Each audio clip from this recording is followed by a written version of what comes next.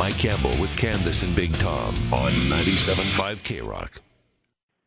97.5 K-Rock, this is Chris Batstone, and that is Queen Jane from the brand new Russell Crowe and Alan Doyle album, Songbook Volume 3. It's available on iTunes tomorrow, but available on K-Rock today. We're very, very proud and happy to have the world album premiere. And once again, I have on the Rock line, 738 Rock, Mr. Russell Crowe. How are you? Hey, Chris. How you doing, man? Oh, it's all good. And how's everything going on Doyle? Good. I've been tasered a number of times now, and after this phone call, we'll go back out to the set, and they will taser me a number of times again. All right. Very good. How is it being tasered? Does it hurt? It's not pleasant. Not pleasant. No doubt about it. Are they tasering? But it is TV show tasering, so it's not as unpleasant as, say, riding your bike to Petty Harbour and back. Are they tasering Alan too? No, he doesn't get tasered. He gets to walk around looking big and hairy and tough with a shotgun. Ah, yes. Right on. Very good. So talking about the album today, we've been jamming the album. That's Queen Jane. That one, it seems to me, it's about a delivery room situation, right? That actually is a 500-year-old song. And there's a few of these songs on this album that are influenced by a book called Dirt Music, written by an Australian author called Tim Winton. And Alan and I set ourselves the task. You see, within the narrative of the book is a band. And the band die very early in the piece, but the book constantly refers to their songs and the honesty of their songs and the lucidity of their lyrics and all this sort of stuff. But, of course, it's a book. So that music only exists in the imagination of the reader and the imagination of the writer. So what we did was we set ourselves the task to write songs that would fit that Fox family band, as it's called in the book. And Queen Jane is the only actual song mentioned by name in the book. And it's a 500-year-old song. It's about Jane Seymour asking Henry VIII for a C-section. Wow. And him refusing. I see. What a nice guy. What great pop songs are made of, right? Absolutely. Does this go to the tone of the album because it's the vocal delivery is, it's kind of melancholy and understated, but the music is uplifting. Did that evolve, or did you go for that from the beginning? Probably pretty much from the beginning. I mean, it's just sort of, it is a sort of a natural place that Alan and I have got to in terms of, making sure that the songs have something, large to say, So I think, the task in being influenced by a book is that, we weren't going to ever write the story of the book because we're dealing with the people who are in the band within the book, right? So the idea is that if a character says it or thinks it, then you can write a song about it. Mm-hmm. But if it's an incident that's happened in their life that unfolds during the course of the narrative of the book, then that would be outside of the scope of what you're doing. Right. This album, in my opinion, has been a real leap forward sonically and songwriting for you guys from My Hand, My Heart, the last project you guys collaborated on. How do you feel that you've changed as a writer or improved even? Well, that's really nice of you to say that, because we feel the same way about it. And I think one of the key things that's happened is that Alan and I are much more relaxed in each other's company now, and we can sort of reach deeper into something more immediately because we've known each other for longer.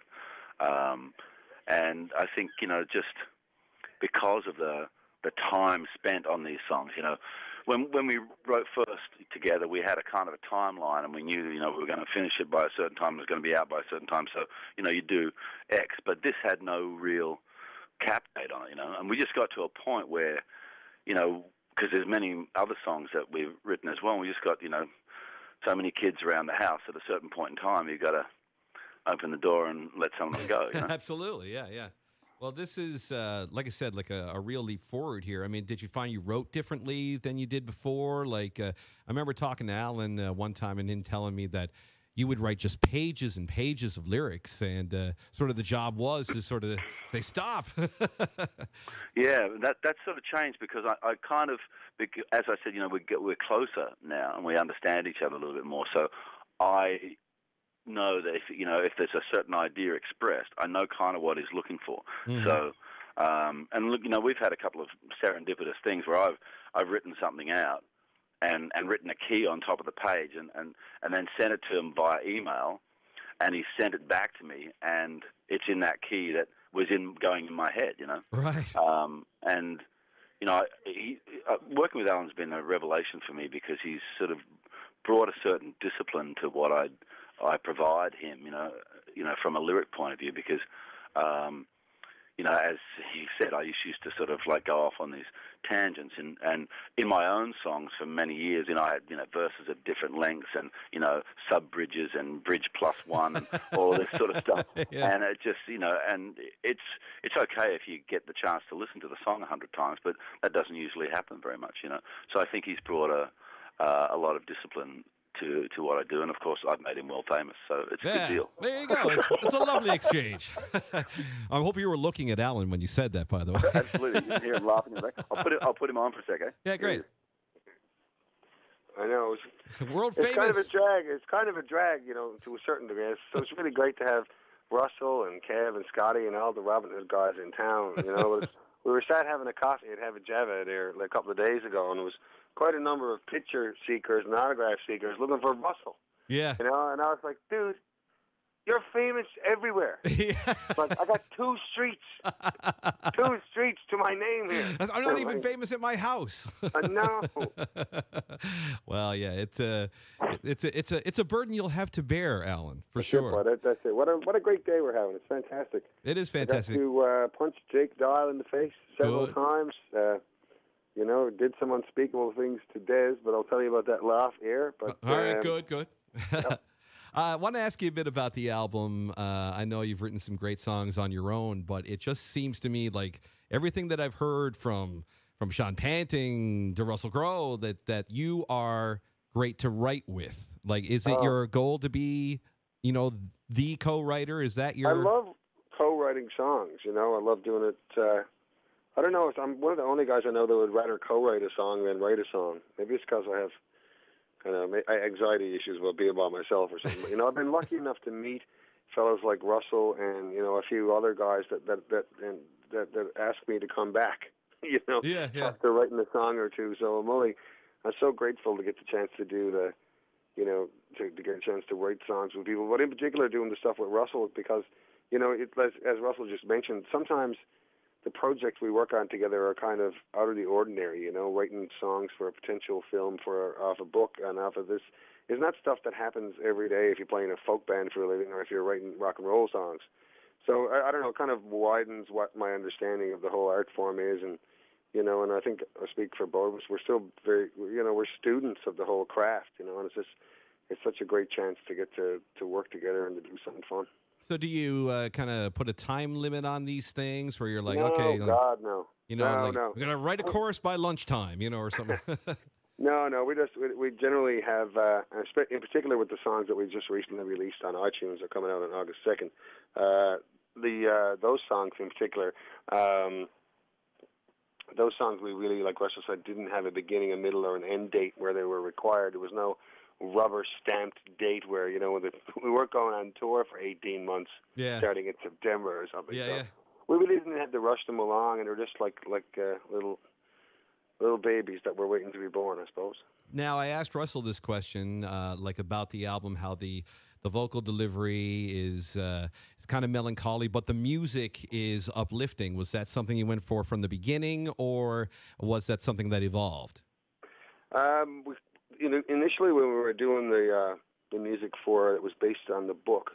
The idea was very specific because the band, that's the family band, the Fox band, that's written in the Dirt Music book, features 2 male singers, 1 female singer, a guitar, and a mandolin, and that's it. And the original demos that you can hear on iTunes as well that's exactly the way we recorded them. So it's very gentle acoustic front porch singing. Right. And, well, it really works for sure. And the album, like I said, I was just saying to Russell, like a huge leap forward for you guys from My Hand, My Heart to this. Do you feel that you've improved as a writer? Oh, no, I think we've gotten worse as writers over the I think every songwriter in the world, man, thinks that the best song they ever wrote is the one they just wrote. Yeah. You know, and it's just an interesting thing to have songs that come from different places, and I mean that sort of geographically, like working with Russell, because he's halfway around the world most of the time, but also about different places. Like, you know, I don't think in any other time in my life I sit down and say, I think I'll write a half dozen songs about, you know, based on the imaginations of characters in a book from, you know, the west coast of, you know, the fishing towns in Western Australia. But you know, it's that kind of, I suppose, that kind of open stage, if you will, that makes it a lot more fun for me. Okay. Well, we're looking forward to another track now this Now, hour. don't get me wrong. We'll have a drinking song as well. You know, well, it is part of it. People will hear a drinking song when it comes out tomorrow, you know, on iTunes. You can check it out.